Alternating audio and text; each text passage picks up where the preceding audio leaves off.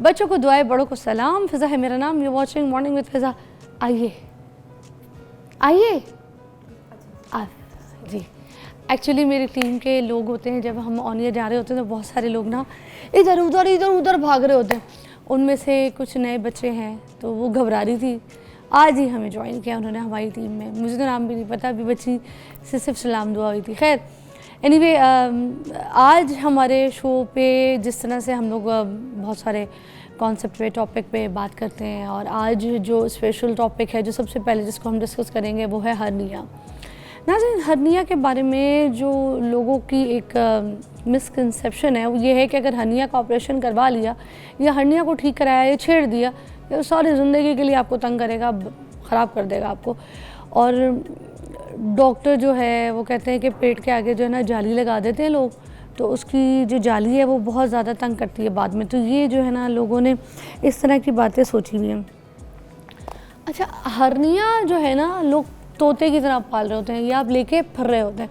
उसमें होता है कि जो आपके पेट के आगे के जो मसल्स होते हैं ना, उनमें से जौन सी है ना आपकी जो आंतें होती हैं वो आपकी ना ऐसे बाहर नुमाया नज़र आना शुरू हो जाती हैं। फिर उसमें ये बड़ा पेनफुल भी होता है, दर्द होती है उसमें, मगर लोग इसके ऊपर तवज्जो नहीं देते हैं। लोग ये कहते हैं यार जैसे चल रहा है चलने दो, तो उसमें कोई मसला नहीं है, इसको छेड़ना नहीं। अब ये चीज़ जब नहीं छेड़ो ना तो ये बढ़ता जाता है और आगे ख़राब हो जाता है स्किन। कुछ लोगों के तो हर्निया की वजह से डेथ भी हो जाती है, जो कि मैंने सुना है। मगर हम यहाँ पे माहिरीन से भी इस बात की इन्फॉर्मेशन लेंगे। मैं डरा नहीं रही, मैं समझा रही हूँ। मगर आपको किसी को भी अगर घर में हर्निया का इशू है, तो अगर आपको डॉक्टर ने ऑपरेशन रेकमेंड किया है तो इधर उधर की लोगों की बातें सुनकर तो अपने ऑपरेशन को डिले ना कराएं, आप अपना जो है ना हर्निया ख़राब ना करें। तो अब ये क्या क्या सिचुएशंस हैं, किस स्टेज पे करानी चाहिए, होता क्यों है, इन सारी चीज़ों के ऊपर जानेंगे, बात करेंगे। प्रोफेसर डॉक्टर तौसीफ़ फ़ातिमा हमारे साथ मौजूद हैं। हमने स्पेशल इनको इनवाइट किया है, इस टॉपिक को हम एलैबोरेट करते हैं। ठीक है, आपकी कॉल्स भी शामिल करेंगे अगर आपको किसी को हर्निया का कोई बहुत इशू है तो। सबसे पहले हम इनसे पूछेंगे कि हर्निया है क्या। अस्सलाम वालेकुम। वालेकुम अस्सलाम। कैसी हैं जी? अल्हम्दुलिल्लाह, आप कैसी हैं? शुक्र अल्हम्दुलिल्लाह। ये क्या है हर्निया? हर्निया मेरा ख्याल है बहुत सारी तो सिंपल अल्फाज में आपने एक्सप्लेन कर दिया। अगर हम एब्डोमेन को, अपने पेट को एक सिलेंडर समझें, तो जो इसकी बाहर वाली सिलेंडर का इन्वेल्प है, जो बाहर वाली कवरिंग है, वो हमारे पेट के मसल से और टेंडन से बनी होती है।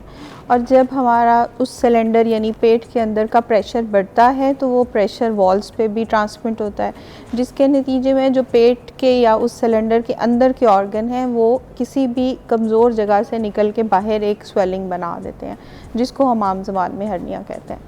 अच्छा, और ये क्यों हो जाता है, किस वजह से, किस उम्र में?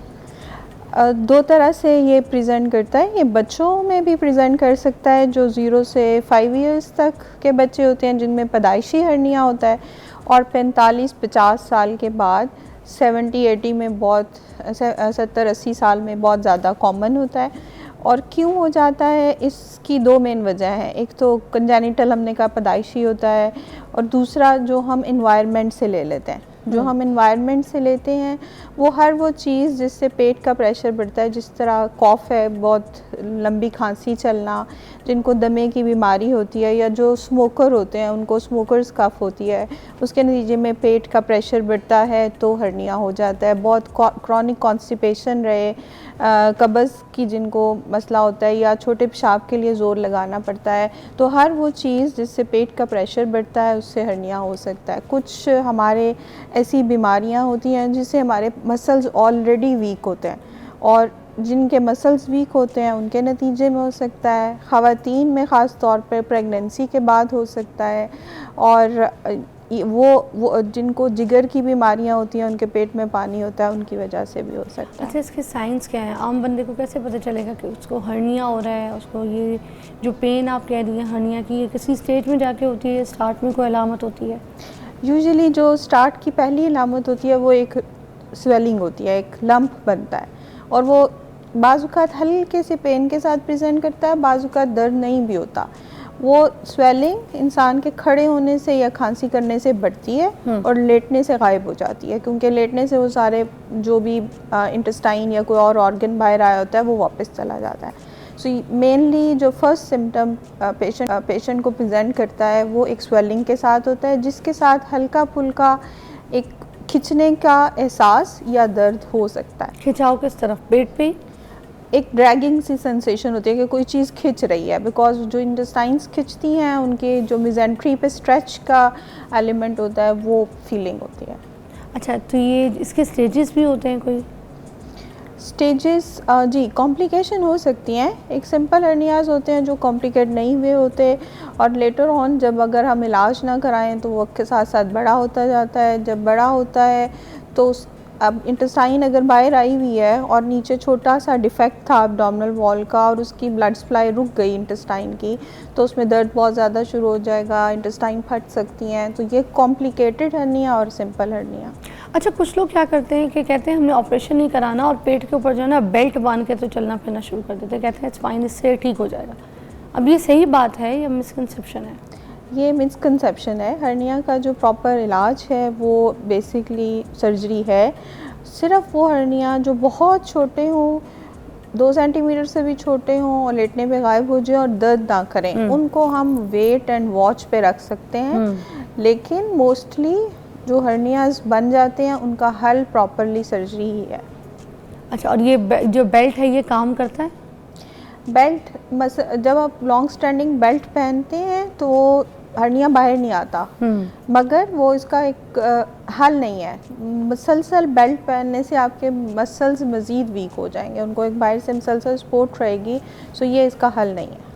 अच्छा, और ये इसका इलाज जो है हिकमत में भी है क्या? मतलब अगर जैसे कुछ ट्रीटमेंट्स होती है ना, जिसका कुछ लोग कहते हैं अगर ऑपरेशन नहीं कराना तो उसको हर्बली ट्रीट करते हैं, तो ऐसा कोई इसका है या फिर कोई सिम्टम ऐसा कुछ नहीं दिखाई देता जिससे नहीं, हिकमत ऐसा से कोई इलाज? बहुत हमारा सबसे बड़ा अलमिया ये है कि हम मेडिकल साइंस से डरते हैं। जब जैसे जैसे चीज़ें इवॉल्व होती हैं वैसे वैसे नई टेक्निक्स आ जाती हैं। सो हमें उन टेक्निक्स को अपना लेना चाहिए। मेडिकल साइंस, चूँकि मैं डॉक्टर हूँ, मेरा ख्याल है मेरा इंक्लाइन भी मेडिकल साइंस की तरफ है हिकमत से ज़्यादा। मेरा नहीं ख्याल कि हिकमत में इसका कोई इलाज मौजूद है। इसका इलाज मेडिकल साइंस के पास बहुत अच्छा सा मौजूद है और पेशेंट ठीक हो जाते हैं। आप हमारे साथ ही एक ब्रेक लेंगे, उसके बाद आपको ज्वाइन करते हैं, आपकी कॉल्स भी शामिल करेंगे। Take a break.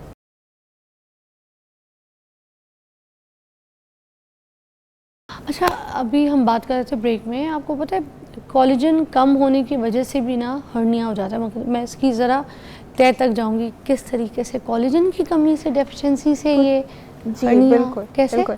जो कुछ हेरिडेटरी डिजीज़ेज़ होती हैं, जो मौरूसी बीमारियां होती हैं, उसमें कोलेजन नहीं बनता। जब कोलेजन नहीं बनता तो जो हमारे मेनली मसल्स को स्ट्रॉन्ग करने वाले टेंडन्स होते हैं उसमें कोलेजन की डेफिशिएंसी से, जो बेसिकली बच्चों में हर्निया होते हैं वो मेनली कोलेजन डेफिशिएंसी से होते हैं। इनहेरिटेड हर्नियाज जो होते हैं, मौरूसी हर्निया जिन्हें हम कहते हैं। अच्छा, इसका मतलब ये इनहेरिटेड हर्निया भी है? जी जी बिल्कुल। अच्छा, और जो औरतों का है और जो मर्दों का है उसका फ़र्क भी बयान कर दीजिएगा, जो औरतों में हर्निया है और मर्दों में हर्निया है। हर्निया ना बहुत सारी टाइप्स का है। हमारे जहन में सिर्फ एक टाइप, मोस्टली बिकॉज वो कॉमन है तो लोग उसी के बारे में बात करते हैं, जो कि ग्रोइन का हर्निया है। मगर इसके अलावा हर्निया को जब हम डिवाइड करते हैं मुख्तलिफ़ किस्मों में, तो वेंट्रल वॉल का हर्निया भी है और ग्रोइन का हर्निया भी है और लंबर हर्निया भी है। वेंट्रल वॉल जो हमारे पेट का सामने वाला हिस्सा है, ख़ास तौर पे जो ऊपर मैदे के वाला हिस्सा है वहाँ हर्निया हो सकता है। जो नाफ है उसके इर्द गिर्द हर्निया हो सकता है। जो ख़वातीन हैं और जो प्रेगनेंसी के बाद हर्निया होता है वो नाफ के इर्द गिर्द फीमेल्स में हर्निया कॉमन है, जबकि मर्दों में नीचे ग्रोइन वाला हर्निया ज़्यादा कॉमन है। तो अच्छा, इसके बारे में कहा जाता है कि अगर हर्निया करवा लिया, एक बार ऑपरेशन उसको ट्रीट करवा लिया, तो ये वापस भी आ सकता है, इसलिए भी मोस्टली लोग नहीं करवाते हैं। इसमें किस हद तक सच्चाई है? इसमें काफ़ी हद तक सच्चाई है। हर्निया जो जहाँ से हर्निया हम ऑपरेट कर देते हैं, यूजुअली वहाँ से हर्निया वापस नहीं आता। मगर अगर कोई ऐसा रिस्क फैक्टर है, फॉर एग्ज़ाम्पल एक पर्सन जो स्मोकर है और उसको बेसिक हर्निया स्मोकिंग की वजह से हुआ है, तो आपने राइट साइड का इंग्वाइनल हर्निया यानी जो ग्रोइन में दाईं तरफ ऑपरेट कर दिया, तो बाईं तरफ आना मुमकिन है, बिकॉज़ आप एक लिमिटेड एरिया का ऑपरेशन कर रहे हैं। यूजुअली वो हर्निया जो हम ऑपरेट कर देते हैं वो वापस नहीं आते, मगर जिस्म में कहीं और हर्निया नहीं होगा, इसकी गारंटी किसी एक हर्निया के ऑपरेशन से नहीं हो सकती। सो अगर वो बेसिक वजह जिसकी वजह से आपको हर्निया हुआ है रहेगी, तो जिस्म के किसी और हिस्से में हर्निया होने के चांसेस मौजूद हैं। अच्छा, सबा की कॉल है मुल्तान से, अटेंड करते हैं। अस्सलाम वालेकुम।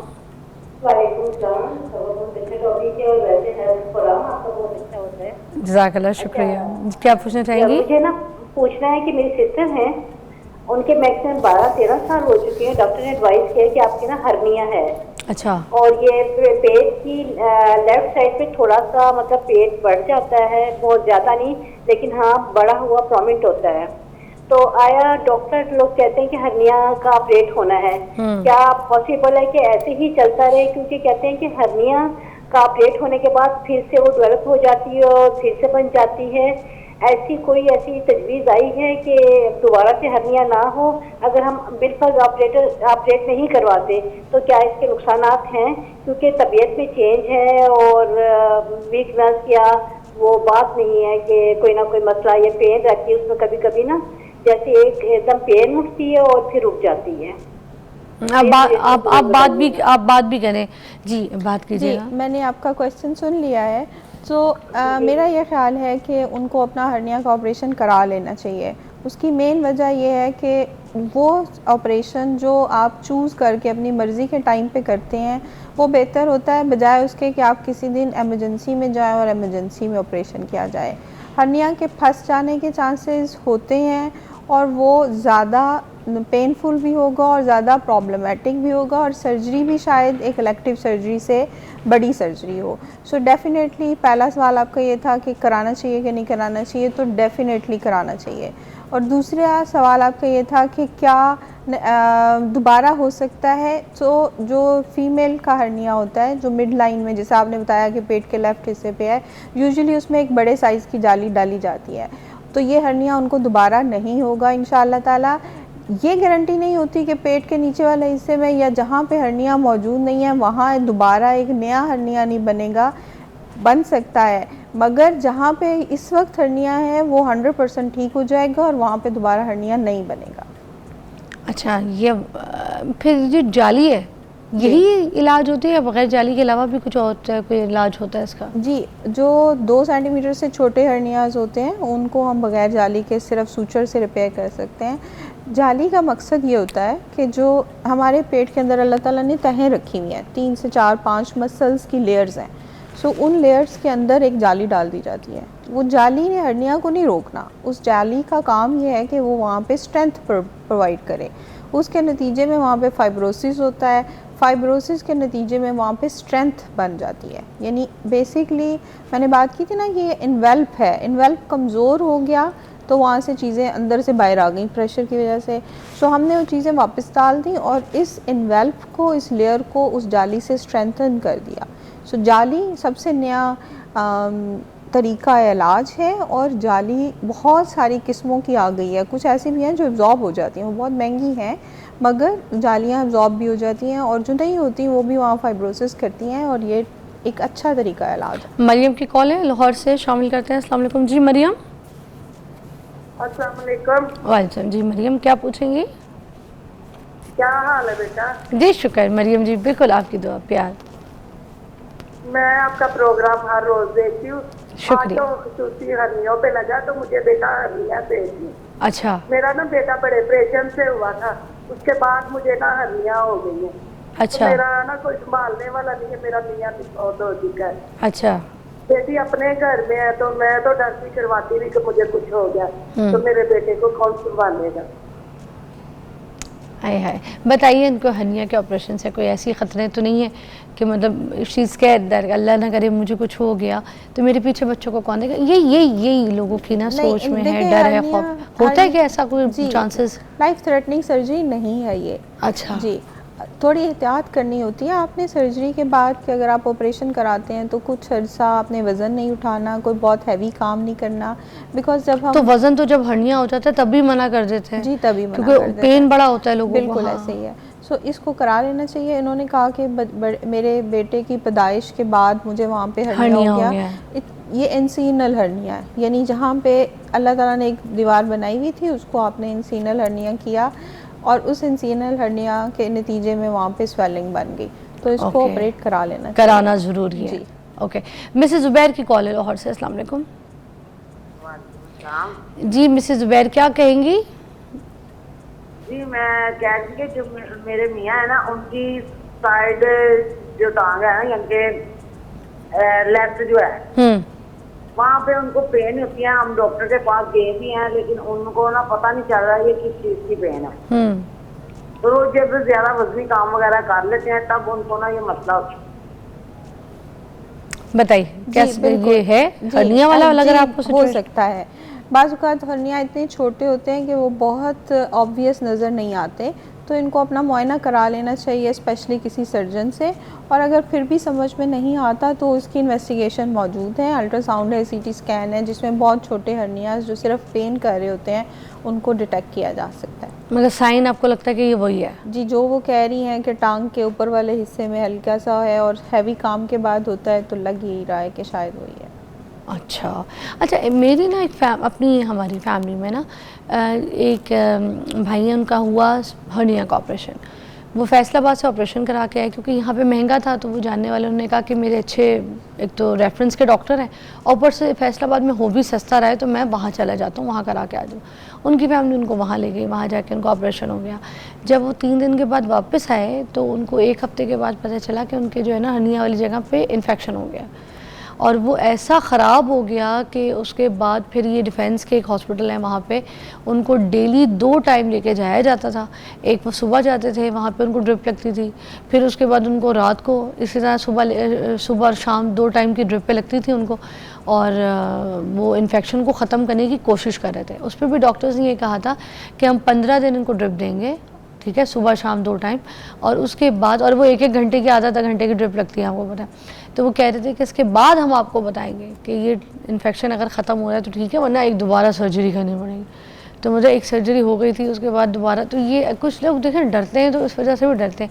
ये इन्फेक्शन क्यों हो जाता है, और ये दोबारा भी एक अभी सर्जरी हुई दोबारा भी फिर फ़ौरन करनी पड़ जाए, ये पॉसिबिलिटी सारा कुछ है? जी, ये एक सर्जरी की कॉम्प्लिकेशन है। यूजुअली हर्निया जो होता है वो क्लीन सर्जरी है। क्लीन सर्जरी मेन केस में इन्फेक्शन के चांसेस नहीं होते, इसीलिए मैं बार बार ये कह रही हूँ कि बगैर कॉम्प्लिकेशन के, यानी इससे पहले कि हर्निया फंस जाए, इससे पहले कि आपको वॉमिटिंग उल्टियाँ शुरू हो जाए और आपका स्टूल बंद हो जाए, बड़ा पेशाब बंद हो जाए, इससे पहले सर्जरी करा लेनी चाहिए। जब आप इमरजेंसी में करते हैं तो इन्फेक्शन के चांसेस बढ़ते हैं, या मतलब लेट कराने से इन्फेक्शन के चांसेस है? जी, लेट कराने से कॉम्प्लिकेशन होंगी और कॉम्प्लिकेशन के नतीजे में इन्फेक्शन के चांसेस होंगे। ओके, एंड में कुछ और कहना चाहेंगे हर्निया के लिए? कितना महंगा ऑपरेशन है ये, कितने में हो जाता है? जिनाह में फ्री हो जाता है। जिनाह में गवर्नमेंट ऑफ पाकिस्तान ने सारी चीज़ें फ्री की हुई हैं। अगर आप अफोर्ड नहीं कर सकते तो आप जिनाह में करा लें, इस फ्री फॉर। और उसके अलावा प्राइवेट अगर कराते हैं तो कितने का? डिपेंड करता है आप कहाँ से कराते हैं।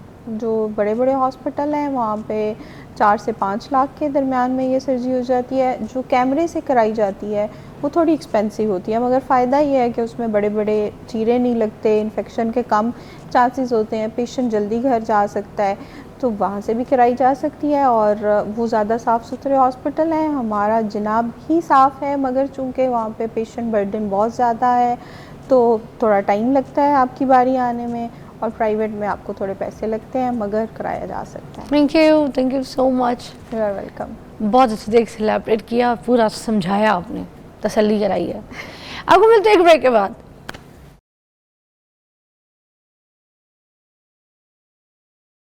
Welcome back to watching morning with Fiza नाज़रीन। अभी हम बात करेंगे एक ऐसी एच पाइलोरी जिसको बहुत नॉर्मली आपने इतना सुना नहीं है, मगर ये सोशल मीडिया पे बहुत ज़्यादा चल रहा है। इसकी बातें जो है ना बहुत ज़्यादा वायरल हो रही हैं कि ये एक बैक्टीरिया है जो आपके स्टमक के अंदर रहता है और ये वहाँ पर जो है ना अल्सर पैदा कर देता है।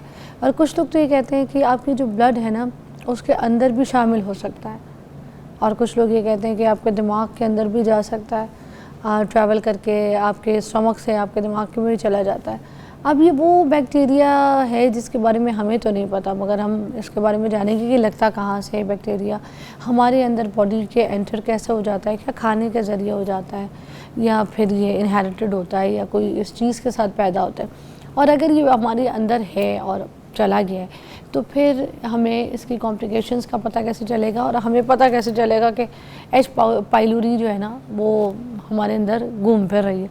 हकीम फरहान हनीफ साहब हैं, वो हमें बताएंगे इसके बारे में कि एच पाइलोरी होता है क्या। अस्सलाम वालेकुम। वालेकुम अस्सलाम वरहमतुल्लाहि वबरकातुहू।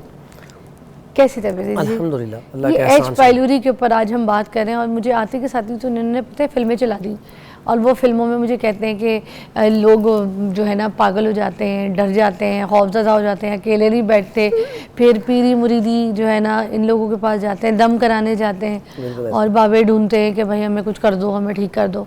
तो ये सब क्या कहानी है एक बैक्टीरिया एच पाइलोरी के साथ, इसका क्या ताल्लुक स्टोरी का, मुझे समझ नहीं आई। अच्छा, इसका ना पहले तो इसको समझिए है क्या। हेलिकोबैक्टर एक बैक्टीरिया है, और ये मैदे में और गज़ा वाली जो नाली होती है छोटी आंतों में, वहाँ पे जाके ये चमड़ जाता है, ठहर जाता है, और करता है क्या, जब ये गज़ा इसे नहीं मिलती तो ये स्टमक को खाना शुरू करता है। वो जो गोश्त होता है ना आंतों में या स्टमक में, वो उससे खाना शुरू कर देता है। उससे इंसान को ना फौरी तौर पे जैसे ही खाना उसका हज़म होता है, उसको 1 मिनट भी सब्र नहीं होता, वो कहता खाना लेके आए। उसकी तबीयत इतनी अपसेट हो जाती है कि बाज़ औक़ात वो बेहोश होने की तरफ चला जाता है, यानी कि इतनी जल्दी भूख लगती है। फिर ऐसा पेशेंट जब इसकी कंडीशन बढ़ती जाती है तो फिर ऐसा वक्त आता है कि बार बार खाना मांगता है, या भूख लगेगी नहीं या लगेगी इतनी कि हर थोड़ी देर बाद खाना मांगेगा। अगर वॉशरूम जाएगा स्टूल पास करने के लिए तो दरवाज़ा खुला छोड़ेगा, डर खौफ की वजह से, यानी कि इसके अंदर इतना डर पैदा हो जाता है। और ये ऐसा बैक्टीरिया, डर किस बात का? अच्छा, ये नुकसान क्या करता है, होता तो ये स्टमक में है, खून के अंदर होता है, लेकिन ये दिमाग को बहुत ज़्यादा असर करता है। ठीक है, मगर डर किस चीज़ का रखता है? डर होता है कि मुझे कुछ हो जाएगा, मुझे कुछ करना खौफ ज़्यादा हो जाता है। अच्छा, उनको दिमाग में लगता है खाना ज़्यादा मांग रहे तो लोग समझते हैं जिन से मर गया इनको। हाँ, वो समझते हैं, ये अजीब सी हरकतें होती है ना। एक मेरे पास पेशेंट आया, वो 30 रोटियाँ डेली की खाने शुरू हो गया, और उसकी वाइफ मेरे आगे रोना शुरू हो गई कि मैं थक जाती हूँ, हर 1 मिनट बाद रोटी मांग लेता है, हाथ में रोटी होती है। ठीक है, क्योंकि जब वो एक कंडीशन इसमें बढ़ती है ना, तो वो बार बार कीड़ा जो भी आप खाएंगे वो खा जाएगा, वो और मांगेगा, जब और मांगेगा आप नहीं देंगे तो वो अंदर से गोश्त खाना शुरू कर देगा। जब गोश्त खाएगा ना तो आपको इरिटेशन पैदा हो गई, आपकी तबीयत, घबराहट, बेचैनी, फिर यहाँ पे स्टमक के ऊपर दर्द रहना शुरू होता है, कईयों को वॉमिटिंग आना शुरू होती है, सुबह उठती हैं वॉमिटिंग शुरू होती है। बाज़ औक़ात ऐसा होता है मैदे में तेज़ाबियत, गैस बहुत ज़्यादा बढ़ जाती है, पखाना टूट कर और हल्का ब्राउन, बाज़ औक़ात कईयों को ब्लैक आना शुरू होता है, कईयों को मुँह से हल्का सा खून आना शुरू हो जाता है, यानी कि काफ़ी इसकी ना अलामात हैं। और इसमें बाज़-औक़ात पेशेंट इतना डर खौफ में चला जाता है और हर टाइम सोच ही जाता है, कुछ ना कुछ खाना खा रहा है तो सोच रहा है। और बाज़-औक़ात इतना डर खौफ होता है कि मेरे पास ऐसे पेशेंट आए हैं जो घर से नहीं निकलते, बिजनेस तो बड़ी दूर की बात, जॉब पे जाना तो बड़ी दूर की बात, घर से बाहर नहीं निकलते। एक डर खौफ इतना होता है मुझे कुछ हो जाएगा या मेरे साथ कुछ करना दे, यानी कि इतना खौफ होता है कि बंदा बाहर ही नहीं निकलता। तो इसलिए ये, और फिर ये ख़तरनाक भी है। ख़तरनाक कैसे है, अगर आप इसका इलाज नहीं करेंगे, इसका जो मरीज़ होता है ना, इसका घर जो होता है ना, जो बैक्टीरिया, खुश्की गर्मी और गर्मी खुश्की, इसके लिए बड़ा कारसाज माहौल है, इसमें ये रहता है। अगर वहाँ पे हम गर्मी और गर्मी खुश्की, अब खुश्की गर्मी भी एक चीज़ है, गर्मी खुश्की भी एक ही चीज़ है। इंसान का मिजाज में सुन लें, या तो सर्दी होती है या खुश्की या गर्मी या तरी, हाँ। इसके बाद इसको मुरक्कब कर लें, या सर्दी खुश्की होगी या खुश्की सर्दी होगी। अच्छा, इस तरह हाँ, या खुश्की गर्मी होगी, हाँ। या गर्मी खुश्की होगी, या इसी तरह गर्मी तरी होगी या तरी गर्मी होगी। तो इसका खुश्की गर्मी और गर्मी खुश्की इज द डिफरेंट थिंग्स। हाँ जी, इसमें क्योंकि एक में होता है खुश्की ज्यादा, गर्मी साथ अटैच होती है, एक में गर्मी ज्यादा होती है लेकिन खुश्की कम होती है, लेकिन साथ खुश्की अटैच होती है। ओके। जैसे अगर हम अपना मुवाजना करें तो जैसे ही हमारी एज होती है ना 15 साल से ऊपर जाती है, 15 से लेकर तकरीबन 40 साल तक मर्द का जो मिजाज है ना, फिटनेस लेवल जो है वो खुश्की गर्मी है। औरत का मिजाज गर्मी खुश्की होना चाहिए, फिर वो फिट है। अगर उनका मिजाज ऊपर नीचे हो गया तो ये बीमारी है। और हमारी तिब में क्या होता है, हम इस मिजाज को ही तो ठीक करते हैं। हाँ। अब बच्चा है, बच्चे का मिजाज अल्लाह ने बनाया पैदा होते ही तर गर्म, अगर तो वो तर गर्म है तो उसका कद बढ़ेगा, सेहत बढ़ेगी, हर चीज़। अगर उसके अंदर उसी टाइम कब्ज पैदा हो गई, खुश्की आ गई, उसका कद रुक जाएगा, उसके अज़ार रुकने शुरू। हाँ जी, उसका इस वजह से रुकना शुरू हो जाते हैं जी, इसलिए तो कद के लिए हम कहते हैं फिर अशुगंधा खाएं, बांस का मुरब्बा खाएं, दूध ज़्यादा पिएं, कस्टर्ड सवैयाँ ज़्यादा खाएं, यानी कि मिजाज का बड़ा इफेक्ट है। तो एच पाइलोरी जी है, ये खुश्की गर्मी और गर्मी खुश्की, ये दो तहरीकें जिनमें ये परवरिश पाता है, रहता है। या ऐसा भी होता है बाज़ औक़ात आपने खाना खाया, ऊपर से ठंडा पानी या आइसक्रीम खा ली, तो फिर आधे घंटे तक तो हमारा मैदा वर्किंग ही नहीं करता, वहीं पे स्टिल रहता है, तो वो भी इसका माहौल अच्छा हो जाता है तो कीड़े हम तो के लिए। बाहर जब खाने वाने पे जाते हैं, हमने आइसक्रीम खाना खाया, कबाब खाए, पराठा खाया, पूरी खाई, कुछ भी खाया, उसके बाद हम कहते हैं एक आइसक्रीम होनी चाहिए, और वो नुकसानदेह है। इसी तरह इसके जो असबाब हैं, अक्सर औक़ात क्या होता है खाना खाते ही लोग सो जाते हैं, ये भी बहुत बड़ा सबब है इसका। फिर इसके बाद सिगरेट नोशी, अल्कोहल का इस्तेमाल, फिर उसके बाद इसमें ये जो हम फास्ट फूड खाते हैं, जंक फूड का बहुत ज़्यादा इस्तेमाल करते हैं, ये नुकसानदेह, क्योंकि ये खुश्की गर्मी पैदा करता है ना। तो खुश्की गर्मी पैदा करने वाली सारी चीज़ें, और कैसी बात है, ये मर्दों में 80% पाया जाता है, औरतों में 10% पाया जाता है, बच्चों में 10% पाया जाता है। अब इसकी रेशो थोड़ी सी बढ़ गई है, आप कह लें कि औरतों में भी तकरीबन 15% पे चला गया है, बच्चों में भी इसलिए 15% पे चला गया कि बच्चे वो गोलियाँ, टाफियाँ, पापड़ शापड़, जिस तरह की मतलब कोई भी आप ले लें, चिप्सें वगैरह ले लें, वो खा लेती हैं, तो उससे थोड़ा सा बढ़ गया। अदरवाइज़ ये ऐसा नहीं होता था, ये सिर्फ मर्दों में, और ज़्यादातर बाहर के मुल्कों में ये पाया जाता है। क्यों? पहले तो होता ही बाहर के मुल्कों में था, क्योंकि वहाँ पे फास्ट फूड, जंक फूड माहौल रहने का इस तरह का नहीं है। अब ये पाकिस्तान में भी बहुत ज़्यादा, क्योंकि लोग मुरगन अग़ज़िया बहुत खाती हैं, होटलिंग बहुत ज़्यादा करती हैं, तो ये अगर आप इससे बचना चाहते हैं तो इसमें गर्म तर चीज़ें खानी पड़ती हैं, ठीक है, इसमें तर गर्म चीज़ें खानी पड़ती हैं उसमें। हाँ जी, एक ब्रेक, अच्छा, एक ब्रेक लेते हैं, और फिर ये तर गरम गरम, सर्द सर्द गरम, खुश्क तरी, ये सब कुछ जो मैं इसमें खिचड़ी हो गई ना, ये क्योंकि ज़ाहिर सी बात हिकमत, इसलिए कहते हैं कि माहिरों के पास जाएं, वो आपको बताएगा कि आपके अंदर क्या चल रहा है, अपना खुद जो है ना कैलकुलेट ना करें। ब्रेक के बाद मिलते हैं।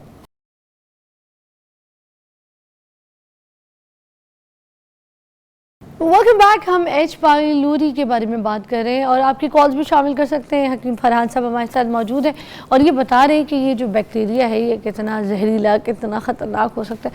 अच्छा, अब ये बैक्टीरिया जैसे जिस तरह से आप बता रहे हैं तंग करता है, इतनी अजियत देता है, तो क्या ये जानलेवा भी बन जाता है? क्योंकि जब गोश्त खा रहा है, मुँह से खून आ रहा है। ये बिल्कुल ऐसा ही है। इसका पेशेंट अगर इसका इलाज ना करवाया जाए, अगर इसका पेशेंट गर्म खुश्क या खुश्क गर्म चीज़ें खाना बंद नहीं करता, यानी कि कैफ़ीन वगैरह, गोश्त वगैरह, फास्ट फूड वगैरह, जंक फूड वगैरह, बेकरी आइटम्स वगैरह, अगर ये चीज़ें वो बंद नहीं करेगा तो समझे मेरा इलाज हो जाए, तो उसका इलाज नहीं हो सकता। ऐसा होगा कि आहिस्ता आहिस्ता आहिस्ता आहिस्ता क्या करेगा, वो मैदे में सुराख पैदा कर देता है। लेकिन मैदे में इतना आसान नहीं है सुराख करना, लेकिन मुसलसल अगर वो इस इलाज नहीं करवाएंगे, जब वो मैदे के अंदर सुराख कर देगा फिर इंसान का बचना मुश्किल होता है, फिर वो खून की उल्टी आती है और इंसान की मौत वाक़ई हो जाती है। अच्छा, तो ये लास्ट स्टेज है, हाँ जो खून की जी, उल्टी इसलिए इसके ऊपर बिल्कुल कंप्रोमाइज़ नहीं करना चाहिए, बल्कि इसका पेशेंट जब हो जाए ना, वो ना उसका ध्यान कारोबार में रहता है, उसकी लाइफ जो है सारी की सारी डिस्टर्ब हो जाती है। मेरे पास ऐसे केसेस आते हैं, मियाँ बीवी के आपस में ताल्लुकात ख़राब हो जाते हैं, यानी कि वो बात बात पे चिड़चिड़ापन, ज़िद, गुस्सा, ठीक है, उसकी तबीयत जो सही नहीं रहती। तो इसका इलाज बड़ा ज़रूरी है, बच्चों के ऊपर बड़ा असर पड़ता है, तो इसलिए इसका इलाज ज़रूरी है। इसके जैसे ही अलामात ज़ाहिर हों, पेट दर्द रहना शुरू हो गया है, या वॉमिटिंग, या सुबह उठते ही उल्टी आना शुरू हो गई है, या तेज़ाबियत बहुत रहना शुरू हो गई है, या डकार रहना शुरू हो गया है हर टाइम, तो फौरी तौर पे से चाहिए कि इसका अल्सर से क्या ताल्लुक है? देखें, जब मुंह से खून आता है मोस्टली लोगों को यही लगता है कि अल्सर इश्यूज हैं, तो ये अल्सर भी तो पैदा करता है ना, इसका भी ज़रा एलैबोरेट कर दें। बिल्कुल बिल्कुल। ये होता क्या, ये अब देखें ना, खुश्क गर्म मिजाज में आपकी आंतों में इन्फेक्शन ही तो पैदा होता है। अब जो आंतों का इन्फेक्शन है वो बढ़ता है, उस आगे फिर ये एच पाइलोरी हो जाता है, ठीक है। अब इसका जो टेस्ट करवाते हैं एंटीबॉडीज़, अगर वो क्लियर नहीं आता टेस्ट आपका, तो वो समझ लें कि आपका एच पाइलोरी आपको हो गया। इसका एक तो आम खून से टेस्ट किया जाता है, और अगर खून से टेस्ट किया जाए एंटीबॉडीज़ अगर वो उसमें आ जाती हैं, लेकिन खून का टेस्ट इतना अच्छा नहीं है, इसमें मॉसर टेस्ट जो है स्टूल टेस्ट है। स्टूल टेस्ट से आपको ना सही कन्फर्मेशन हो जाती है कि आपके अंदर एच पाइलोरी है। अगर है तो इसका इलाज मुश्किल नहीं है, मुमकिन है, बिल्कुल मुमकिन है। सिर्फ हमें खुराक छोड़नी पड़ेगी, थोड़ा सा डाइट प्लान के ऊपर अमल करना पड़ेगा, इसका इलाज बड़ा बेहतरीन मौजूद है। और इस तिब में जो इसका इलाज है, उसकी दवा क्या है? उसकी दवा भी बड़ी आसान सी है। पहले तो इसमें गज़ा का बड़ा किरदार है। दलिया जो इसका अकेला ही बड़ा बेहतरीन इलाज है कि ऐसे पेशेंट को सुबह का नाश्ता दलिया जो दिया जाए, उसमें बेशक आप बादाम की गिरी और मेवा डाल लें, और उसके बाद क्या करें, शाम को भी दलिया जो दिया जाए। दोपहर में घिया कद्दू, घिया तोरी, टिंडे, हलवा कद्दू, दाल मूंग, शलजम, गाजर, मूली, पेठा, इस तरह की सब्जियां दी जाएँ, बिल्कुल बराए नाम मिर्च डाल के, बिल्कुल हल्की मिर्च, और देसी घी या जैतून ऑयल में बनाया जाए। तो ये दिया जाए तो इससे बड़ी जल्दी पेशेंट ठीक होना शुरू हो जाता है। इसमें कहवा जो देना चाहिए वो देना चाहिए, इसमें मुलट्ठी हो, सौंफ हो, गाउज़बान हो और सब्ज़ इलायची हो। अब जो मुलट्ठी है इन्फ्लेमेशन को ख़त्म करती है, सौंफ भी तेज़ाबियत गैस के लिए बहुत अच्छी है, और इलायची भी इसके लिए बड़ा अच्छा किरदार अदा करती है। तो ये चीज़ें इसका कहवा बना के अगर पिया जाए सुबह शाम, तो बड़ी जल्दी पेशेंट ठीक होना शुरू हो जाता है। इसके साथ अगर हम ये जैसे तुखम बालंगू है या चिया सीड है, वो हम दूध में डाल के भिगो के रख दें, रात को पानी में भिगो दें, सुबह दूध में डाल के पी लें, या पानी में डाल के ही वो पी लिया जाए, तो वो भी क्या करता है, लुब्रिकेशन पैदा करता है, क्योंकि उससे तरी गर्मी आती है। अब यहाँ पे इसका पेशेंट जो होता है ना एच पायलोरी का, जैसे ही आप स्टमक के अंदर ना तरी पैदा करेंगे ना, तो इसके लिए मौत है, वहाँ पे नहीं ठहरेगा। अच्छा, आप मुरब्बा गाजर सुबह डेली खिलाना शुरू कर दें दूध के साथ, ये वहाँ से भागेगा, ठीक है, या मर जाएगा या भाग जाएगा, निकल जाएगा। इतना स्ट्रॉन्ग है ये। हाँ, लेकिन अगर आप खुश्क चीज़ें खाते रहेंगे, ड्राई, आप चाय नहीं छोड़ते, फिर ये जान नहीं छोड़ता। चाय भी नहीं पी सकता बंदा? इसका मुरब्बा गाजर बड़ा बेहतरीन इलाज है, दलिया जो इसका बड़ा बेहतरीन इलाज है। अच्छा, चाय बिल्कुल भी नहीं पीनी है? इसके दौरान मैंने आपके प्रोग्राम में कहा था, लोगों ने इसको बड़ा सराहा था, कई लोग मुझे बल्कि आप कहते हैं कि हम चाय पीते हैं लेकिन देसी घी डाल के, आपने कहा था, और वाकई कहते देसी घी डाल के ना वो तेज़ाबियत पैदा नहीं करती। अब आप चाय बहुत ज़्यादा आप लगे हुए हैं चाय पे, तो चाय नहीं छोड़ सकते, तो आप चाय या दूध में देसी घी डाल के पी लें, तो ये बैक्टीरिया आपको कुछ नहीं कहेगा, बल्कि ये आहिस्ता आहिस्ता ख़त्म हो जाएगा। तो इसको आपने, और फिर इसमें तुखम अच्छा, अब इसमें वो कोई कोलेस्ट्रॉल बढ़ने वाली बात, ये जो लोग डरते हैं, ये सब तो कुछ नहीं होगा क्योंकि चाय में या फिर दूध में? अब अगर कोई डेली चाय पी रहा है, देखे ना, आपको पता है जिनको चाय की आदत है वो तो 2-3 टाइम चाय पीते हैं, फिर अगर वो देसी घी लेते हैं, टेक लेते हैं, तो कितना चम्मच डालना है, और रोज़ पीने से कोई मसला तो नहीं करेगा? एक तो वाली बात है कि जो लोग चाय डेली पीती हैं ना पीती हैं, उनको हमेशा अल्सर हो ही जाता है किसी मौके पे।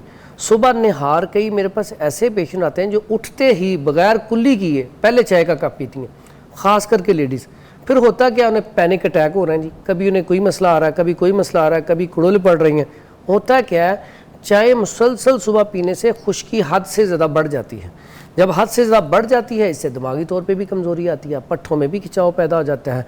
फिर होता है क्या कि आपको पैनिक अटैक आना शुरू हो जाते हैं, क्योंकि आपका दिमाग बाजों का जो है ना उसमें क्या होता है, क्लाउड पैदा होता है हल्का सा, तो आप गिर जाते हैं। जैसे तो वो क्लाउड क्लियर होता है, आप उठ जाते हैं। आप हॉस्पिटल जाते हैं तो वो कहते हैं आपका हार्ट भी ठीक है, आपका दिमाग भी ठीक है, लेकिन आपको या तो दिल की धड़कन तेज़ हो जाती है, या घबराहट पैदा हो जाती है, या तलखी पैदा हो जाती है, या यहाँ पे जलन रहना शुरू हो जाती है। लेकिन आप इनके हर टाइम परेशान रहते हैं, लेकिन जाके टेस्ट करवाएंगे तो आपके टेस्ट क्लियर आएंगे। अच्छा, एक ब्रेक लेते हैं फरहान साहब, उसके बाद दोबारा ज्वाइन करते हैं। हम एच पायलोरी के बारे में बात कर रहे हैं, जिसके बारे में मुझे लगता है 50% लोगों को पता है और 50% लोगों को नहीं पता। तो जानिए, उसका इलाज भी पता करते हैं ब्रेक के बाद।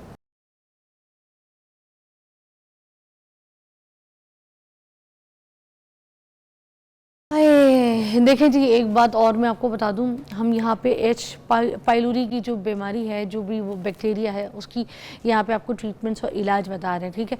अच्छा, और हमने जिनको बुलाया ये माहिर हैं, तालीम, डिग्री, सब कुछ इनके पास है, शिफा है इनके हाथ में, और जाहिर सी बात है ये सुबह शाम पेशेंट्स डील कर रहे हैं, ऑनलाइन भी, ऐसे भी, अपने क्लिनिक में भी, हर जगह। तो हमने इसीलिए इनको मदऊ किया कि इस बीमारी का इलाज आपको तकरीबन सही एक ऐसे ऑथेंटिक बंदे से मिले ताकि आपको इफ़ादा हासिल हो सके। तो सर ये बताइएगा कि अभी कोई जो घर पर ट्रीटमेंट अगर बंदे ने करनी है, तो कुछ आपने डाइट तो हमें बता दी, साथ साथ और क्या क्या कर सकते हैं? ये आप लौकी देख रहे हैं, ये एक तो हमारे प्यारे नबी हज़रत मोहम्मद सल्लल्लाहु अलैहि वसल्लम की सुन्नत भी है इसको खाना, क्योंकि उनके सबसे प्यारे नबी सल्लल्लाहु अलैहि वसल्लम की सबसे पसंदीदा ग़िज़ा है। क्या बात। तो इसका अगर जूस निकाल के पिया जाए, एच पायलोरी वाले पेशेंट के लिए बहुत अच्छा है। लेकिन ऐसा पेशेंट कभी ना पिए जिसका मैदा कमज़ोर है, पहले ज़ोफ़ है, ठीक है। तो इसका कद्दू का जूस एच पायलोरी का स्टार्टिंग में इलाज है, ठीक है, जूस सिर्फ, ठीक है। इसका मिल्क शेक भी पी सकते हैं, हाँ, इसका छिलका उतार के इसका मिल्क शेक भी पी सकते हैं, जूस भी पी सकते हैं। कद्दू का जूस जो है ये एच पायलोरी का इलाज है। अगर स्टार्टिंग में है तो फौरी तौर पे ठीक हो जाएगा। इससे तो वजन भी बड़ा कम होता है कोई अगर, जी बिल्कुल ऐसे वजन भी कम करता भाग है जाता और ये आंतों की इन्फेक्शन के लिए भी बेहतरीन चीज़ है। अच्छा, हाँ, उसके बाद है ये बंद गोभी। अगर बंद गोभी का भी जूस निकाल के इस्तेमाल करवाया जाए, इसकी सलाद इस्तेमाल की जाए तो ये एच पायलोरी वाले पेशेंट के लिए, अल्सर वाले पेशेंट के लिए बड़ा बेहतरीन इलाज है और इससे वेट भी कम होता है। सूप भी पी सकते हैं हाँ, इसको उबाल के? इसका सूप भी पी सकते थोड़ा हैं। सा इसमें गाजर वगैरह डाल सकते हैं? डाल अगर सकते, क्योंकि टेस्ट गाजर मैंने में कहा डालना है, इसमें हाँ। गाजर भी डाल सकती हैं आप। इसमें अगर सब्जियां डालना चाहें तो सब्जियां भी डाल सकते हैं। चिकन डाल ठीक है? सकते हैं थोड़ा? चिकन नहीं डाल, चिकन नहीं डालना। चिकन तो इसमें बंद करना है। ओह। एच पायलोरी में चिकन नहीं देना। और उसके बाद हम आते हैं गोश्त भी नहीं? गोश्त भी नहीं, गोश्त कोई भी नहीं। एच पायलोरी का पेशेंट गोश्त कोई नहीं खाएगा। मछली? कम से कम 1 महीना ना मछली खाएगा, ना गोश्त खाएगा, ना करेले, मेथी, पालक, साग, ऐसी चीज़ें सारी बंद करेगा। दालें? दालें भी सिर्फ दाल मूंग, बाकी और कोई नहीं? और कोई नहीं। क्योंकि उसकी तासीर ठंडी होती है। जी जी। अच्छा, उसके बाद वो गर्म तर होती है। इस ऐसा पेशेंट होता है, इसमें ना इसके मिजाज में गर्म तर चीज़ें अच्छी हैं या तर गर्म चीज़ें अच्छी हैं। अच्छा, शहद बेहतरीन इलाज है। अगर 1 चम्मच सुबह निहार ले लिया जाए, सिर्फ सादा, शुगर पेशेंट ना हो, 1 चम्मच सुबह निहार ले लिया जाए, बड़ा बेहतरीन इलाज है आंतों की इन्फेक्शन का। अच्छा। प्लस एच पायलोरी का। लेकिन शहद देसी हो, 1 नंबर हो, फार्मी शहद ना हो। ओके। उसके बाद ये एक प्रोग्राम में मैंने बताया था, हम तो काफ़ी अरसे से इस्तेमाल करवा रहे हैं, बड़ा वायरल हुआ। ये च्युइंगम टाइप होती है, बड़ी मज़ेदार होती है और ये अगर 1 से 2 दाने रोज़ाना ले लिए जाएं, ये देखना भी बड़ी खूबसूरत है लेकिन ये दांतों को चिपक भी जाती है। ठीक है, तो ये अगर 1-2 दाने खा लिए जाएं डेली तो ये एच पायलोरी का बेहतरीन इलाज है और इसे मस्तगी रूमी कहते हैं। लेकिन शर्त यह है कि 1 नंबर हो, अच्छी टेस्ट तो वाली। कोई नहीं। हाँ, टेस्ट को नहीं। और ये खा ले आंतों की इन्फेक्शन के लिए, अल्सर के लिए, प्लस एच पायलोरी का तो ये इलाज है। अगर इसे आप 2-3 माह ले लें तो एच पायलोरी आपका बिल्कुल क्लियर हो जाएगा इंशाल्लाह। उसके बाद हम आते हैं इन्फेक्शन। अब एच पायलोरी इन्फेक्शन पैदा करता है, ठीक है, और इसका जो हेलिकोबैक्टीरिया है, मैंने आपको बताया वो खुश्की में रहता है। हमने वहाँ पे गर्मी तरी पैदा करनी है या तरी गर्मी पैदा करनी है। आप डाइट प्लान के ऊपर तो अमल करेंगे लेकिन साथ ये नुस्खा इस्तेमाल करें तो फौरी रिजल्ट है। इसमें मुलट्ठी ले लें 50 ग्राम, ये इन्फ्लेमेशन के लिए बेहतरीन चीज़ है। उसके बाद ये सौंफ ले लें 50 ग्राम, ये भी बेहतरीन चीज़ है। उसके बाद ये हल्दी ये ले लें 50 ग्राम, ये भी बेहतरीन चीज़ है। ये तीनों चीज़ों का फाइन पाउडर कर लें और उसके बाद इसका चम्मच का चौथाई हिस्सा सुबह, दोपहर, शाम ये इस्तेमाल करने हैं। ठीक है, और एक और चीज़, जब ये थोड़ा सा क्रॉनिक ज़रा मसला ऐसा हो जाए कि इन्फेक्शन आना शुरू हो गया या पेचिश लग गए हैं तो इसको इसके अंदर आप छिलका इसबगोल जो है वो भी शामिल करके इस्तेमाल करवा सकते हैं। ठीक है, ये बड़ा बेहतरीन इलाज है। ये ग्राइंड करने के बाद छिलका इसबगोल डालना है? हाँ बिल्कुल, ग्राइंड करने के बाद जब खाने लगे तो थोड़ा सा छिलका इसबगोल आप इस्तेमाल कर सकते हैं इसमें। उसके बाद ये देसी घी, देसी घी जब भी आप खाना खाएं 1 चम्मच उसमें देसी घी का इस्तेमाल कर लें और उसके अलावा दूध में भी देसी घी इस्तेमाल करें क्योंकि वहाँ पे रतूबत पैदा होगी। जब रतूबत पैदा होगी तो एच पायलोरी वहाँ पे नहीं ठहरेगा, हेलिकोबैक्टीरिया जो आपको वो ख़त्म हो जाएगा जरासीम। उसके बाद तुखम बालगू, चाय में भी यही कहा था जी, दूध कि वैसे तो पीनी नहीं है। हाँ वैसे तो पीनी, अगर पीनी है तो फिर देसी घी डाल के देसी घी के बगैर नहीं। और देसी घी आज तो साइंस भी कहती है कि एक तो देसी घी से वजन नहीं बढ़ता, ठीक है, हाँ। और कोलेस्ट्रॉल नहीं बढ़ता, ट्राइग्लिसराइड नहीं बढ़ते। शर्त यही है ये डाइजेस्ट होना चाहिए। होता क्या, हम इसे क्या करते हैं, हम खा तो लेते हैं लेकिन फिर वॉक नहीं करते, बैठे रहते हैं, इस वजह से ये यहाँ पे ही खड़ा रहता है, आपको अजीब सी कैफियत होती है। अगर आपने देसी घी का यूज़ करना है तो आप फिर वॉक करें, एक्सरसाइज करें, थोड़ा सा ज़्यादा अपने आप को ना कामों में मशगूल रखें। मेरी अम्मी कहती थी अगर वजन कम करना है तो देसी घी का पराठा खाओ और अगर वजन बढ़ाना है तो मेरे ख्याल से ऑलिव ऑयल के है ना उसका पराठा खाओ। बिल्कुल ऐसा वजन बढ़ाने बढ़ाता है। लेकिन साथ वही बात है, हमारी माएँ जो थी वो काम करती थी, चलती फिरती ज़्यादा। आज हम थोड़ा सा मॉडर्न हो गए हैं, हम तो खाना खा लिया तो कोशिश होती है बर्तन भी खुद ना रखे हैं, वो भी खुद ही उठा के लेके जाएं, वहीं पे लेट जाएं। और खाना, रात का खाना खाते हुए तो फ़ौरन लेटना ही नहीं चाहिए। उसके बारे में है कि रात का खाना खाया आपने थोड़ी सी चहलकदमी ज़रूर करनी चाहिए, ये ज़रूरी है।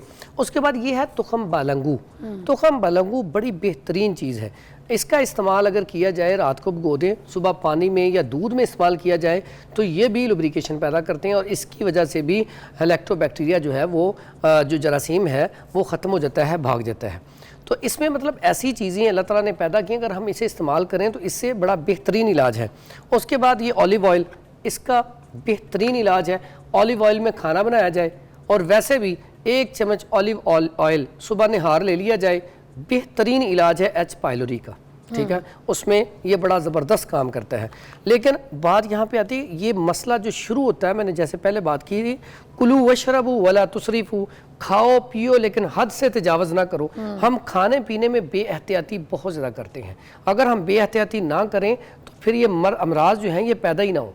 जैसे हमारे प्यारे नबी हज़रत मोहम्मद सल्लल्लाहु अलैहि वसल्लम ने का तरीक़ाकार था, जब आप खाना खाती हैं तो स्टमक के 3 हिस्से कर लें, एक हिस्सा पानी पिएं, एक हिस्सा खाली छोड़ दें और एक हिस्सा जो है खाना खाएं, तो फिर आप बीमार नहीं होंगे। और जो खाली वाला हिस्सा है वो हवा के लिए छोड़ा जी बिल्कुल, उसमें डाइजेस्ट, अब देखें ना, बाज़ वक़्त हम खाना इतना ज़्यादा खा लेते हैं कि अब वो जो निज़ाम है, डाइजेस्टिव सिस्टम सारा स्टक हो जाता है, रुक जाता है। जैसे हम रमज़ान में रोज़ा खोलते इतना खा लेते हैं कि बाद में हमारा जो स्टमक है वो वर्किंग ही नहीं करता, हमें फिर बुखार हो जाता है, सुस्ती आ जाती है, फिर तरावियाँ पढ़ने को दिल नहीं करता। तो मकसद कहने का ये कि ओवर खाना खाने से इंसान का दिमाग भी सुस्त होता है।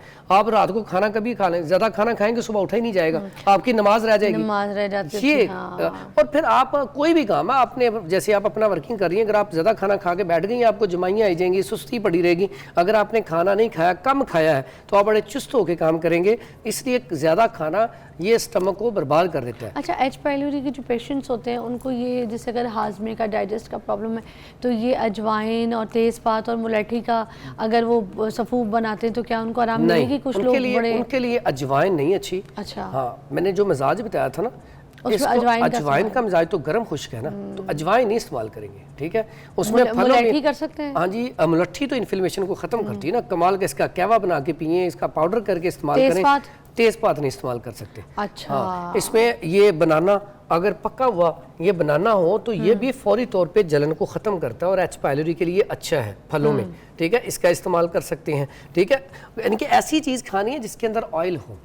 प्रॉपर पहला इलाज इसका क्या है कि इसको हम फौरी तौर पे स्टक करें, ठीक है, फौरी तौर पे तबीयत बहाल। उसके लिए तर गर्म चीज़ें खिलाएं, जैसे ये रोगनियात हैं, आप उसे कैस्टर ऑयल पिला दें, 1 कप गर्म पानी में 1 चम्मच मिला के पिला दें, या दूध में पिला दें।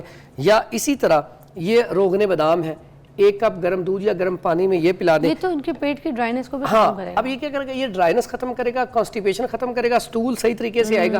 अब फौरी मर्ज जो है वहाँ पे ठीक होना शुरू हो गया। लेकिन प्रॉपर इलाज के लिए फिर हम गर्म तर चीज़ें, जैसे ये मैंने नुस्खा बताया है, उसके अलावा ये इसमें ये गूंद कतीरा, इसका बहुत बड़ा अमल दखल है। जैसे हम लुब्रिकेशन पैदा करने के लिए गर्मियों में, जैसे ही हमारी तो नकाहत कमज़ोरी हो जाती है तो उसके लिए हम ये इस्तेमाल करवाते हैं, तो फौरी तौर पे तबीयत बहाल हो जाती है। इसी तरह जब ये हम इस्तेमाल करेंगे, सुबह थोड़ी सी रात को भिगो दें 2-3 दाने, सुबह दूध में डाल के या पानी में डाल के पी लें, तो एच पाइलोरी के लिए भी अच्छी है। और अल्सर के लिए, अल्सर की जो मेन वजह है, हाँ, गूंद कतीरा। अच्छा, मैं ब्रेक लेती हूँ, उसके बाद और भी गूंद कतीरे के मजीद फ़वाइद भी इस एच पाइलोरी के साथ हमारे साथ ऐड कीजिएगा। एक ब्रेक के बाद आपको दोबारा ज्वाइन करते हैं।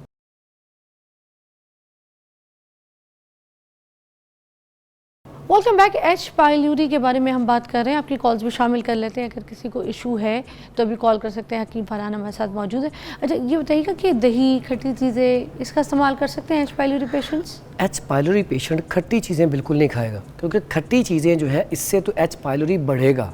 तो खटास ऐसे पेशेंट के लिए बिल्कुल भी ठीक नहीं है। यानी कि खट्टे फल हो जाए या कोई भी खट्टी चीज़ हो जाए, ये एच पाइलोरी वाले पेशेंट के लिए नहीं, बिल्कुल नहीं अच्छी दही। अच्छा, हाँ, स्ट्रॉबेरी हो गई, दही हो गई, लुगाट हो गई, और भी जितनी भी खटास वाली, किन्नू हो गया, जैसे माल्टा कहते हैं, इसमें ऐसी जितनी भी चीज़ें से अंदर खटास है, नींबू वगैरह, तो लेमन बिल्कुल ये चीज़ें नहीं इस्तेमाल करें। अच्छा, और ये कौन सी ऐसी अलामात है जो बहुत ज़्यादा आपको लगता है कि डेंजरस हो जाती है? जो आजकल सबसे ज़्यादा पेशेंट आता है ना, मैं पहले तो सबसे रिक्वेस्ट करूँगा कि आप जैसे ही आपको स्टमक का इशू हो तो इसका टेस्ट फ़ौरन करवाएं, क्योंकि अक्सर पेशेंट आते हैं उन्हें पता ही नहीं है इस बीमारी का कि एच पाइलोरी है क्या। तो उसको सबसे पहले तो जब आप इसका टेस्ट करवाएंगे तो फौरी तौर पे आपको पता चल जाएगा कि आपके अंदर एच पाइलोरी है कि नहीं। अगर है तो उसका इलाज करवाएंगे। इसकी जो कॉमन आजकल जो सबसे बड़ी अलामत आ रही हैं, एक तो मैदे में तेज़ाबियत, गैस, उसके बाद खौफ बहुत ज़्यादा। ऐसा पेशेंट जो उसके अंदर खौफ बहुत ज़्यादा होता है कि मुझे कुछ हो जाएगा, ठीक है, या खुदा न खास्ता मैंने बस मर जाना है, यानी कि ऐसा खौफ। उसके बाद क्या होता है, ऐसा पेशेंट यहाँ पे तेज़ाब ही रहता है, सुबह उठते ही वॉमिटिंग वाली कैफियत, डकार आना शुरू हो जाते हैं, यहाँ पे जलन और दर्द रहना शुरू हो जाती है। ये ऐसी कॉमन डिजीज़ है, फिर वो जल्दी ठीक नहीं होता, जल्दी ठीक नहीं होता। वो कहता है मैंने ये फ़लाँ फक्की भी बना के खा ली, फ़लाँ सफ़ूफ खा लिया, फ़लाँ मैंने कहवे पी लिए। और अक्सर औक़ात पेशेंट आ गएगा, मैंने वो जो आम एक मुहावरा मशहूर है, मैंने कोई डॉक्टर नहीं छोड़ा, मैंने कोई हकीम नहीं छोड़ा। लेकिन असल मसला क्या होता है कि उसकी तशख़ीस सही नहीं हो पाती। मैं कहता हूँ आप ना इसका एक टेस्ट करवाएं। एक कॉल है शहजादी की लाहौर से, शामिल करते हैं। अस्सलाम वालेकुम शहजादी। कैसी हैं आप? शुक्र अल्हम्दुलिल्लाह। शहजादी क्या पूछना चाहेंगे? एच पाइलोरी के ऊपर बात कर रहे हैं आज हम। जी जी, मैंने हकीम साहब से पूछना है कि इन्होंने देसी घी के बारे में बात की है, तो मैं गर्म पानी में सुबह 1 चम्मच डाल के या आधा चम्मच देसी घी का डाल के पीती हूँ। तो इसके बारे में मुझे बताइए कि कितनी कंटिन्यू मैं खूबसूरती के लिए यानी कि ना यहाँ पे आपके प्रोग्राम में एक आई थी तो उन्होंने बताया था। कौन मैंने कौन आई थी, किन्होंने बताया था? कौन आए थे, किन्होंने बताया था? नईमा आपा ने। अच्छा, नईमा जी ने कि सुबह नहार मुँह जो है देसी घी पानी में डाल के पी लिया करें नीम गर्म। और दूसरी बात एक और पूछनी है कि वे जो आंवला ताज़ा मिलता है उसको अगर हम अपने घर में सेव करना हो तो क्या तरीका है? मैंने मुरब्बा उसका बनाया था तो वो कड़वा बन गया बहुत ज्यादा ना। इसके लिए अगर ताज़ा आंवला मुझे मिले तो मैं उसको कैसे संभाल के रख सकती हूँ? ठीक है शहजादी जी, दोनों का जवाब देते हैं। सबसे पहले ये बताते हैं, नईमा जी ने इनको बताया था कि जो गर्म पानी है ना उसमें देसी घी डाल के सुबह नहार मुँह पी लें तो उससे खूबसूरती के लिए वो बहुत अच्छा है। अच्छा, ऐसे लोगों के लिए जिनके अंदर ड्राइनेस है वो चंद दिन पी सकते हैं। अदरवाइज़ ऐसे पेशेंट जिनके अंदर रतूबात की ज़्यादती है, नज़ला, ज़ुकाम या खून, पहले कोलेस्ट्रॉल ज़्यादा है, ट्राइग्लिसराइड ज़्यादा है, ऐसे पेशेंट को नहीं पीना चाहिए। क्योंकि ऐसे पेशेंट क्या होगा, उन्हें कुछ दिनों बाद वॉमिटिंग आना शुरू हो जाएगी। या ऐसा पेशेंट जिसके अंदर पहले ही कोलेस्ट्रॉल ज़्यादा है, ट्राइग्लिसराइड ज़्यादा है, उसका वेट बढ़ जाएगा क्योंकि पहले उसके सही तरीके से डाइजेस्ट नहीं हो रहा, उसके लिए ये नुकसानदेह है। इसको कंटिन्यू वो ऐसा पेशेंट करे जिसके अंदर ड्राइनेस है, खुश्की बहुत ज़्यादा है, कब्ज़ की शिकायत रहती है बहुत ज़्यादा, तो फिर वो चंद दिन इस्तेमाल कर ले लेकिन रेगुलर इस्तेमाल ना करे। चंद दिन कितने दिन? मतलब 1-2 हफ्ते इस्तेमाल करें। और निहार मुँह लेकिन शहद के बगैर नहीं, शहद इस्तेमाल करके। अच्छा, उसमें शहद क्या होगा? शहद अगर इसके अंदर डाल के इस्तेमाल किया जाएगा तो इसका साइड इफेक्ट नहीं, फ़ायदा ही फ़ायदा होगा, लेकिन वो भी चंद दिन, ज़्यादा दिन इस्तेमाल ना करें। अच्छा, ये दोनों चीज़ें चंद दिन। अब उसके बाद मुरब्बा आमला। मुरब्बा आमला जो है ताज़ा, मगर वो खूबसूरती के लिए है, वो खूबसूरती के लिए देखें ना, जिनके अंदर ड्राइनेस होती है। अब खुश्की, अब ज़मीन भी जो खुशक हो जाती है ना तो वो खूबसूरत नहीं रहती, उसके ऊपर से जो हरी भरी फसल होती है वो तबाह हो जाती है। तो ऐसे ही इंसान है, जब इंसान के अंदर ड्राइनेस पैदा होती है, खुश्की पैदा होती है, बाल जो है बेरौनक हो जाती हैं, चेहरा बेरौनक हो जाता है, तो उससे ड्राइनेस ख़त्म हो गए, ऑयली कह लें कि ऑयली चेहरा हो जाता है, तबीयत बेहतर हो जाती है। लेकिन अकेला देसी घी नहीं, उसमें खाने में सब्जियां इस्तेमाल करें, वेजिटेरियन बन जाए तो आपका चेहरा बड़ा ज़बरदस्त ग्लो करेगा। जिसमें सब्जियां खाएं या कद्दू घी या तोरी टिंडे, इनके अंदर अगर देसी घी इस्तेमाल किया जाए वो ज़्यादा इफेक्टिव है चेहरे ग्लो के लिए, चेहरे की खूबसूरती के लिए। अच्छा ठीक है, पीने के लिए नहीं? पीने के लिए इस्तेमाल करें लेकिन कम, चंद दिन। अच्छा ठीक है। और दूसरा वो जो आपसे पूछ रही आंवला वाला, आमले का वो कह रही है कड़वा बन गया। हाँ, मैं उसका तरीका बताता हूँ। आमला ताज़ा आ जाए उसको आप साफ से पानी में पहले धोएं, धोने के बाद उसे ना उबाल लें। जब उबल जाए, उबलने के बाद उसे आप किसी भी टोकरी, ऐसी टोकरी में जिसमें उससे वो नुचड़ जाए, साफ़ हो जाए, यानी कि खुशक हो जाए, फिर उसका क्या करना है, आपने उसमें कुछ छुरी लेके थोड़े थोड़े सुराख कर लें, छोटे छोटे सुराख कर लेंगे। जैसे वो सुराख करने का मकसद क्या होता है कि जब वो आपका खुशक हो गया, खुशक होकर रख लें ड्राई, अब आपने शीरा बनाना है। शीरा क्या, 1 किलो चीनी तो 1 किलो पानी साथ डाल लें। अब उसका आप शीरा बनाएं। शीरा इस तरह बनाना कि जब वो हम देसी, वैसे तो हमारे पास तो ब्रिक्सोमीटर होते हैं, आप अगर आम रूटीन में आप बनाना चाहते हैं तो जब ऐसे आप गिराएंगे ना शीरा नीचे, तो वो एक ना मोती की तरह बन जाएगा। जितनी देर तक तो वो फैलता रहेगा वो शीरा तैयार नहीं हुआ। जब वो मोती की तरह बनना शुरू हो जाए तो आपका शीरा तैयार है। अब शीरा तैयार हो गया, अब वो ड्राई आमला जो है उसमें डाल कर रख दें तो आपका वो आमला ख़राब नहीं होगा। अगर उसमें आप थोड़ी सी टाटरी मिला दें, ठीक है, सिट्रिक एसिड, तो वो ज़्यादा देर तक पड़ा रहेगा, वो ख़राब नहीं होगा। ये इसका मुरब्बा बनाने का तरीका बता दिया मैंने कि मुरब्बा आमला ऐसे बनाया जाता है। अगर आपने इसको हाँ नहीं, ज़बरदस्त बनेगा। और सादा खाना चाहते हैं तो उसको ड्राई कर लें, ड्राई करके शुगर पेशेंट वैसे ही खाएं। हुमैरा की कॉल है लाहौर से। अस्सलाम वालेकुम हुमैरा। कैसी हैं? ठीक ठाक हुमैरा, क्या पूछेंगी, क्या कहेंगी? मैम मुझे सर से ये पूछना है कि मुझे 2-3 महीने से ना मुझे यही स्टमक का बहुत ज्यादा इशू आ रहा है। मुझे पेन, बहुत बहुत शदीद पेन थी, तो मैं 2-3 यही बात है सर वाली के डॉक्टर्स के पास गई हूँ, लेकिन ये है कि जब मेरा एंड पे एक डॉक्टर ने एच पाइलोरी का टेस्ट किया तो मेरा पॉजिटिव आया है। ओह, लेकिन ना मेरी पेन अभी भी ठीक नहीं हुई। मुझे मुख्तलिफ कोर्सेज करवाए गए हैं, 2-3 डॉक्टर ने कोर्स करवाए, अब भी मैं एक कोर्स कर रही हूँ, लेकिन अभी भी बेचैनी और वो बस पेन ठीक नहीं हो रही है अभी भी। साथ बात कीजिएगा फरहान भाई। अच्छा, इसके लिए ना सबसे बेहतरीन है कि ये जो मैंने अभी नुस्खा बताया, हल्दी, मुलट्ठी और सौंफ, तीनों चीज़ें बराबर वजन लेके इसका फाइन पाउडर कर लें। चम्मच का चौथाई हिस्सा सुबह, दोपहर, शाम, खाने से 1 घंटा पहले या खाने के 1 घंटा बाद ताज़ा पानी के साथ इस्तेमाल किया जाए तो फौरी तौर पे दर्द में रिलीफ आना शुरू हो जाएगा और चंद दिन में जैसे ही वो ज़ख्म क्लियर होंगे दर्द रुक जाएगा। खाने में इसमें जो है ना वो परहेज ज़रूरी है। सुबह नाश्ता दलिया जो करें, दोपहर में सब्जियां खाएं, घिया कद्दू, घिया तोरी, टिंडे वगैरह, और इसमें टोटल खुशक चीज़ें खुसूसन चाय और खाना खाते ही सोना, इस तरह की चीज़ें बंद कर दें। फास्ट फूड, जंक फूड का इस्तेमाल 2 बार जौ का दलिया दो, और जो भी सालन खाएं उसमें देसी घी थोड़ा सा टच कर लें। और इसमें इसबगोल भी डाल सकते हैं जौ के दलिए में। हाँ बिल्कुल। और इसबगोल सुने, ऐसा पेशेंट अक्सर क्या होता है कि इसबगोल का छिलका बहुत इस्तेमाल करना शुरू कर देते हैं कब्ज़ के लिए। छिलका इसबगोल मुसलसल इस्तेमाल करना जोड़ों में दर्द पैदा करता है। आपने जब भी छिलका इसबगोल कब्ज़ के लिए भी इस्तेमाल करना हो तो उसके अंदर शहद का इस्तेमाल करें। शहद उसमें डाल के माजून बना के 1 चम्मच खा लें, उससे क्या होगा, नकाहत कमज़ोरी नहीं होगी, एक तो स्टूल पास हो जाएगा और ये इतना ज़बरदस्त माजून है, स्टमक भी आपका ठीक रहेगा। उसके बाद इसी में ना उसमें इसमें चिया सीड, ये जो बहना बात कर रही है ना, ये चिया सीड भी इस्तेमाल कर सकती हैं अगर ये भगो के, तो ये उसमें डाल के, दूध में डाल के, पानी में डाल के इस्तेमाल कर लें। फिर ये तुलसी के बीज, ये तो आम मशहूर चीज़ है, इसको तुख्मे रेहान भी कहते हैं, बड़े बेहतरीन है इसमें। एक कॉल है फरजाना की, उनकी भी शामिल करते हैं। अस्सलाम वालेकुम फरजाना जी। वालेकुम अस्सलाम। जी मुझे ये पूछना था कि मेरा थोड़ा सा तेजाबियत का मसला है। मैं जब सुबह को उठती हूँ तो मुंह में तेजाब सा आया हुआ है, मुंह खुश्क हो जाता है और कड़वा सा हो रहता है मुंह ना मेरा। जब तक पानी पीना पिया तो मुंह कड़वा कड़वा रहता है, और इसके अलावा गैसेस बहुत बनती हैं और मेरी कॉन्स्टिपेशन भी है, हो जाती है अक्सर। बताइएगा। अच्छा, ये ना ये जब रतूबात की ज़्यादती हो जाती है तब आपका खाना सही तरीके से डाइजेस्ट नहीं होता। जब खाना अच्छे तरीके से हजम नहीं होता तो वो खाना फिर यहीं पे खड़ा रहता है। इसके लिए पुदीना, अजवाइन और सौंफ, इसका अगर कहवा बना के पिया जाए तो फौरी रिजल्ट मिलता है। अगर इसका पाउडर बना लें, पुदीना, अजवाइन और सौंफ, इसमें ये तीनों 50-50 ग्राम ले लें, थोड़ा सा काला नमक डाल के इसका पाउडर बना के रख लें।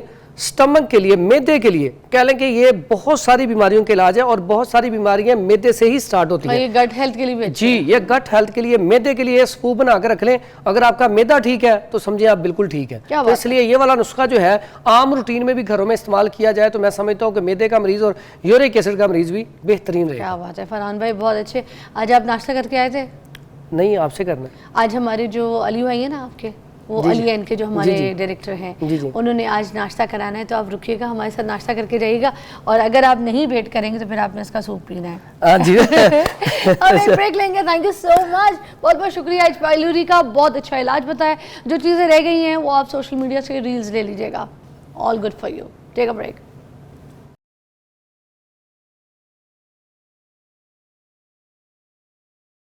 ओके, ज़बरदस्त सिंगर मेरे साथ मौजूद है नाज़रीन। एक ऐसे सिंगर जिनको मैं पहले तो कई बार इंटरव्यू कर चुकी हूँ मेरे काफ़ी शोज़ में, मगर आज यहाँ पर भी मुलाकात हुई है और आज आप लोग से मिलवाती हूँ मैं।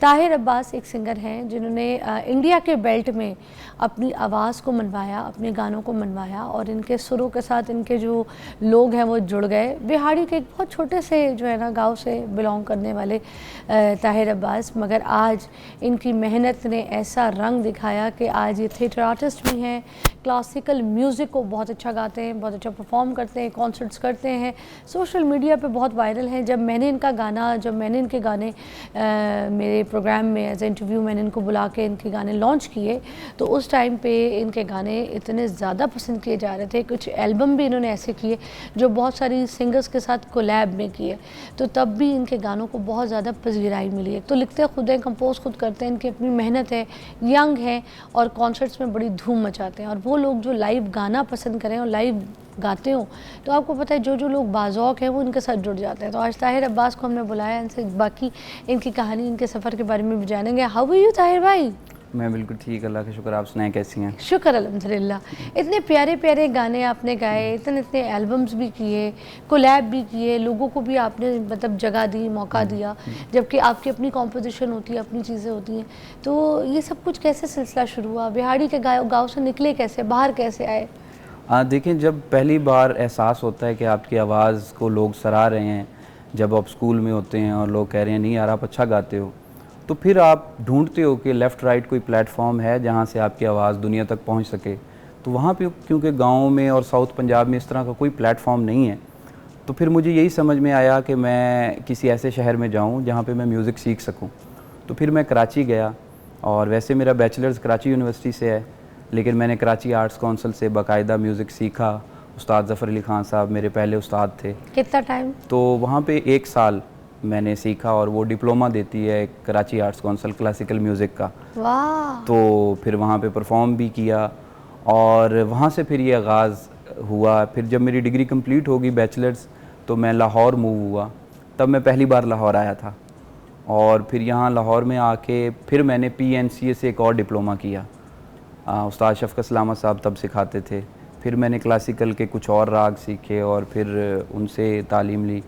तो इस तरह ये है कि पहला गाना मैंने 2016 में किया, लेकिन तब YouTube बैन था पाकिस्तान में। लेकिन मैंने तब वो इंडिया में बहुत वायरल हो गया, और कुछ स्टोर्स पे वो बहुत चला, हंगामा और इस तरह के कुछ स्टोर्स पे।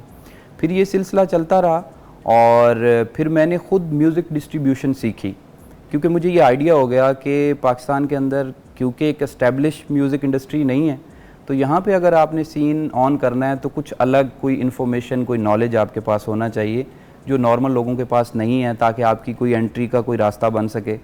तो फिर मैंने डिस्ट्रीब्यूशन, रिलीजिंग, ये चीज़ें 2-3 साल लगा के मैंने सीखी, पढ़ी, और फिर मैंने अपना रिकॉर्ड लेबल बनाया।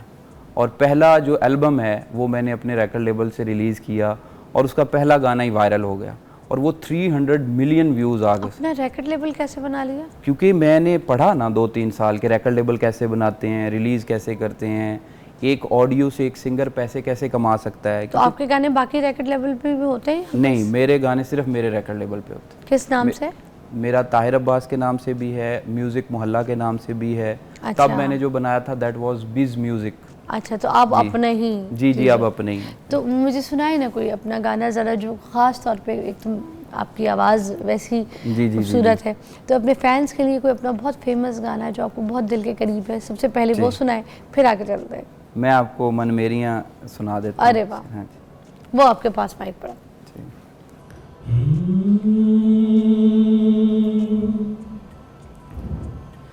कोई इश्क नू रब आखे, कोई इश्क नू आखे राम, करे कमला चलाते,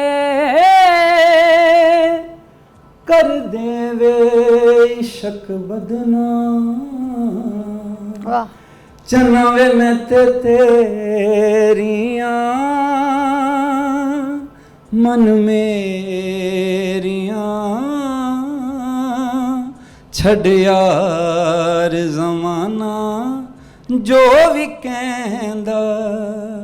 चनावे मैं ते तेरियां, मन मेरियां, छड़ यार ज़माना जो भी कहंदा।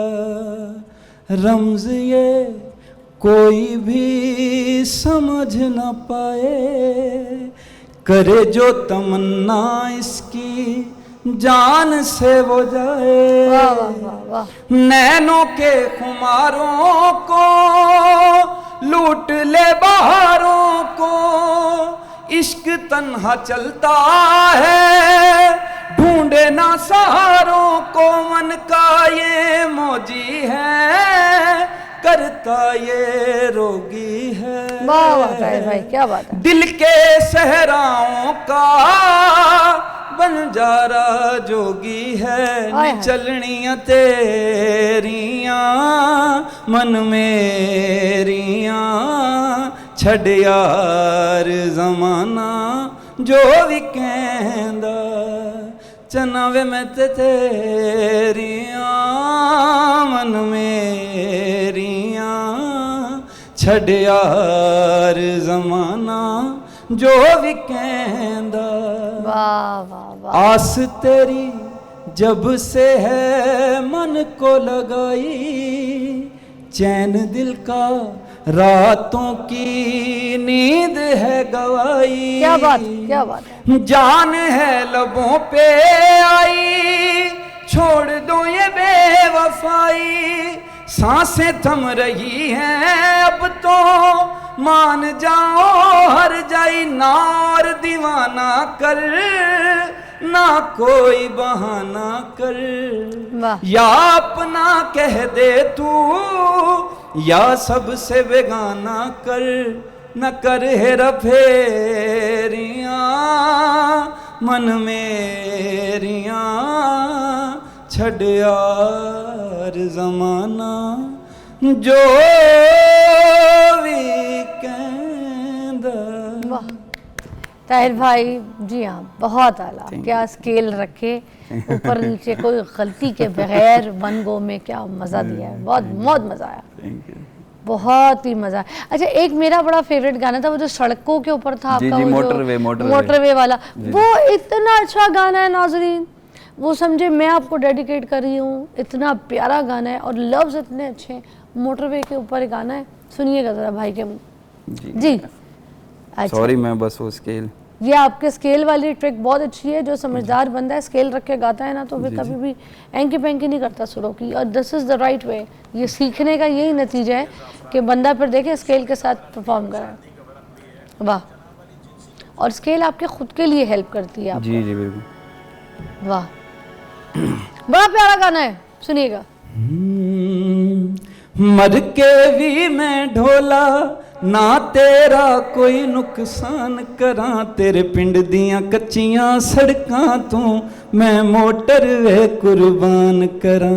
मर के भी मैं ढोला ना तेरा कोई नुकसान करा तेरे पिंड दियां कच्चियां सड़कां तू मैं मोटर वे कुर्बान करा। बावें ना होवे जगते मेरी जिंदगी यार ज्यादा वे तेरे होके रहना है तेरे नाल मेरा ए वादा है तेरे नाल मेरा ए वादा है।